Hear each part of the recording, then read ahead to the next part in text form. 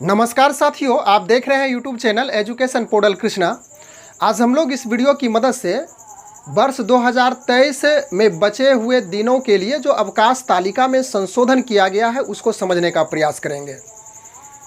यहाँ पे हम लोग तुलनात्मक रूप से अध्ययन करेंगे 2023 में जो अवकाश तालिका जारी की गई है और अब जा कर के बिहार सरकार शिक्षा विभाग की ओर से जो पत्र जारी किया गया है जिसका ज्ञापांक 2112 और दिनांक 29/8/2023 की तिथि में है। तो दोनों में क्या अंतर है, दोनों में हम लोग यानी कि दोनों पत्र का तुलनात्मक अध्ययन करेंगे, अवकाश तालिका का तुलनात्मक अध्ययन करेंगे। उसके बाद स्पष्ट रूप से हम लोग जानकारी प्राप्त करेंगे कि किन किन अवकाश को हटाया गया है, किन किन अवकाश को विलोपित किया गया है और किन अवकाश को रखा गया है और कितने वह जो अवकाश है कितने दिनों का रखा गया है। तो इसमें यानी जो यह पत्र हाल फिलहाल जारी किया गया है जिसका ज्ञापांक 2112 और दिनांक 29/8/2023 की तिथि में है, उसमें स्पष्ट रूप से इस बात की चर्चा की गई है कि शिक्षा का अधिकार अधिनियम 2009 के आधार पे, यानी कि 2009 में जो शिक्षा का अधिकार अधिनियम पारित किया गया उसमें इस बात की चर्चा की गई है कि 1 to 5 यानी 1 से 5 तक की कक्षा के विद्यालय के लिए कम से कम 200 दिनों का कार्य दिवस होना चाहिए। इसी प्रकार से 6 से 8 यानी कि 6 to 8 क्लास के विद्यालय के लिए कम से कम 220 दिनों का कार्य दिवस होना चाहिए। इस पत्र में चर्चा की गई है कि शिक्षा विभाग यानी कि शिक्षा विभाग की ओर से तथ्य दिया गया है कि चुनाव, परीक्षा, त्यौहार, बाढ़, प्राकृतिक आपदा इत्यादि से उत्पन्न होने वाली स्थिति के कारण विद्यालयों का जो पठन पाठन होता है वह प्रभावित हो जाता है। अतः विद्यालयों के बंद होने में एक रूपता नहीं हो पाती है, यानी विद्यालय कहीं पे खुला रहता है तो कहीं पे बंद हो जाती है विद्यालय। तो वैसी स्थिति में विद्यालयों के बंद होने में एक रूपता के आधार पे इस अवकाश तालिका को निर्गत किया गया है।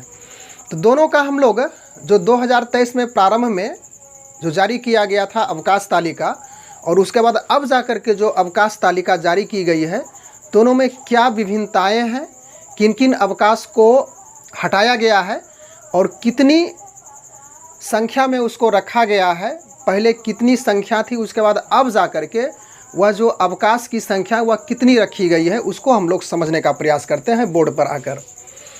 तो सबसे पहले हम लोग यहाँ पे इसको समझ लें कि यह बांका अवकाश तालिका 2023 है और इसका पत्रांक 10/155 दिनांक 31/3/2023 की तिथि में यह जारी की गई थी। इसमें रक्षाबंधन हालांकि पहले 30 अगस्त को रखा गया था, लेकिन इसमें संशोधन किया गया कुछ कारणों से, जिस कारण को आप समझ ही रहे हैं।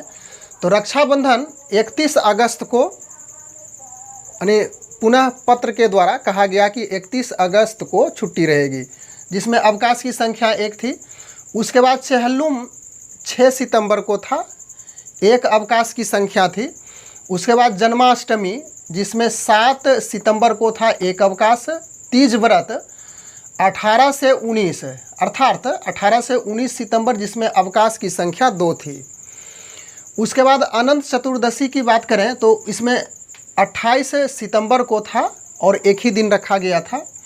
उसके बाद गांधी जयंती 2 अक्टूबर को, इसमें अवकाश की संख्या में 0 लिखा गया था, अर्थात इसे ऐड नहीं किया गया था। जो 60 दिनों का अवकाश एक वार्षिक कैलेंडर में दिया जाता था उस आधार पे इसमें गांधी जयंती को नहीं जोड़ा गया था। उसके बाद जीवित पुत्रिका 7 अक्टूबर को 1 दिन की छुट्टी इसमें दी गई थी। उसके बाद दुर्गा पूजा 16 से 24 तक जिसमें 8 दिन की छुट्टी थी और इसमें रविवार भी इंक्लूड किया गया था, यानी कि रविवार शामिल था लेकिन उसको जोड़ा नहीं गया था। 16 से 24 आप काउंट कीजिएगा तो 9 दिन होगा जिसमें रविवार को हटा दिया गया था। मात्र जिस दिन विद्यालय सुचारू रूप से कार्यरत होता है उसी दिन के अवकाश को जोड़ करके 8 दिन पुराया गया था। उसके बाद दीपावली की बात करें 14 से 15 नवंबर 2 दिन का उसमें रखा गया था। इसके बाद छठ पूजा 16 से 21 नवंबर जिसमें 5 अवकाश घोषित किया गया था।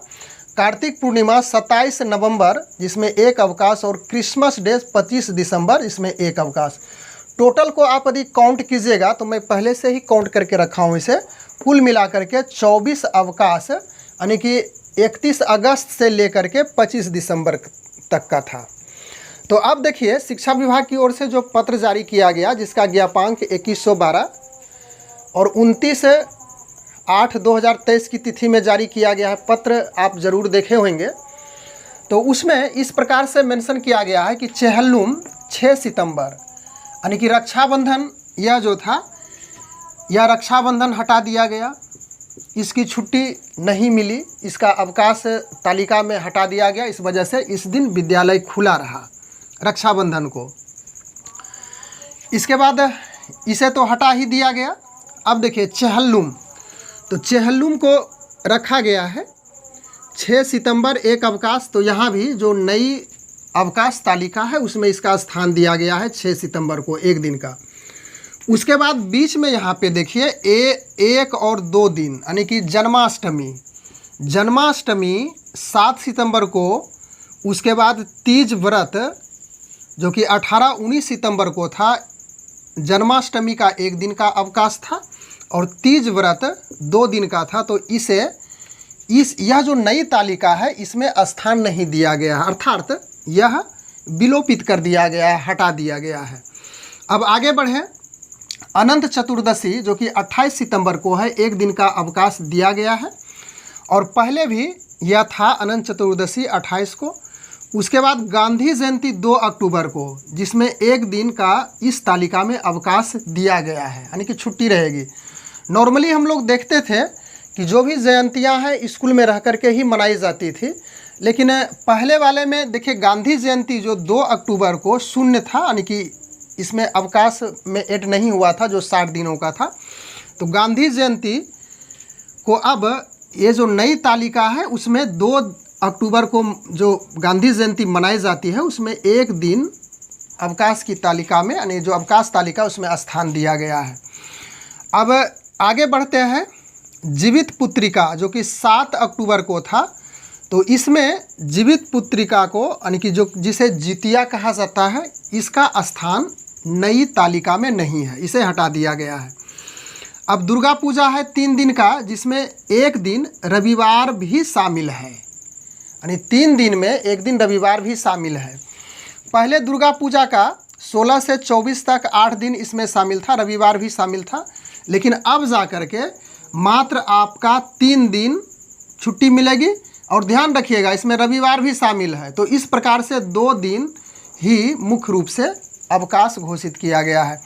अब आगे बढ़ें, दीपावली की बात करें तो 12 नवंबर एक दिन, और एक दिन यह जो है इसमें रविवार ही उस दिन पड़ता है 12 नवंबर को, तो उसमें शामिल है। तो यह रविवार से कटता है, उसी दिन मनाना है। उसके बाद चित्रगुप्त पूजा 15 नवंबर, तो चित्रगुप्त पूजा 15 नवंबर को है। तो इसका स्थान यहाँ पे, इसमें आप समझ लीजिएगा बारीकी से ध्यान दे करके। तो इसे 15 नवंबर को चित्रगुप्त पूजा है, एक दिन का अवकाश दिया गया है। फिर छठ पूजा में आ जाइए, यहाँ पे देखिए छठ पूजा तो 16 से 21 नवंबर था, जिसमें 5 दिन की छुट्टी दी गई थी। अब छठ पूजा में यहाँ पे 19 से 20 नवंबर है और मात्र 2 दिन की ही छुट्टी मिलेगी, जिसमें एक रविवार भी शामिल है, यानी कि एक रविवार होगा और दूसरा सोमवार होगा। मात्र 2 दिन की ही छुट्टी इस नई तालिका में इंक्लूड की गई है। उसके बाद कार्तिक पूर्णिमा की बात करें तो इसको यहाँ से विलोपित किया गया है इस नई तालिका में, यानी कार्तिक पूर्णिमा 27 नवंबर को था, एक दिन की छुट्टी थी पहले की अवकाश तालिका में। परंतु अब जो नई अवकाश तालिका आई है इसमें यह कार्तिक पूर्णिमा का स्थान नहीं दिया गया है, यानी कि कार्तिक पूर्णिमा के दिन आपको विद्यालय में बने रहना है। फिर क्रिसमस डे यह 25 दिसंबर था और नई तालिका में इसका स्थान मिला है 25 दिसंबर को। तो इस प्रकार से जो छुट्टी है अब से लेकर के पहले का जो अवकाश तालिका है इसमें बात करें तो कुल मिलाकर के 24 छुट्टियां थी। एक जो रक्षाबंधन है तो चलिए यह गुजर ही चुका, समाप्ति ही हो चुका। तो अब बचा यहाँ पे 23 23 छुट्टी पहले से था।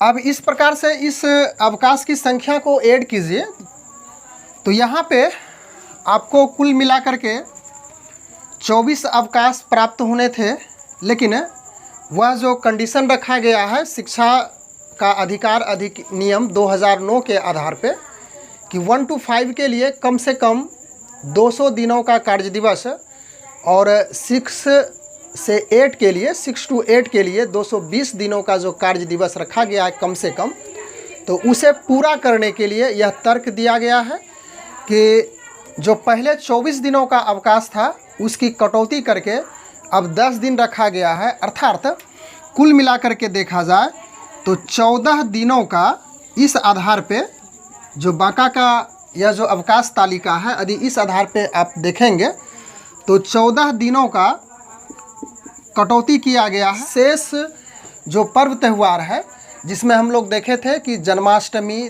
तीज व्रत, जीवित पुत्रिका, इसका यानी कि यह जो अवकाश है, यह जो पर्व त्यौहार है, इसमें स्थान नहीं दिया गया है। और इसके साथ साथ दुर्गा पूजा, उसके बाद छठ पूजा, इसमें भी अवकाश के दिनों की संख्या में कटौती की गई है। तो इस प्रकार से इस वीडियो के माध्यम से हम लोग इसी बात को समझने के लिए उपस्थित हुए थे कि जो पूर्व की अवकाश तालिका थी उसमें किन किन अवकाश को इस नई अवकाश तालिका से हटाया गया है और पहले जो दिनों की संख्या थी अब नई अवकाश में, अपने के नए जो अवकाश है उसमें दिनों की संख्या किस प्रकार से कितनी रखी गई है। बस मिलते हैं अगले वीडियो में एक नए टॉपिक के साथ, तब तक के लिए धन्यवाद।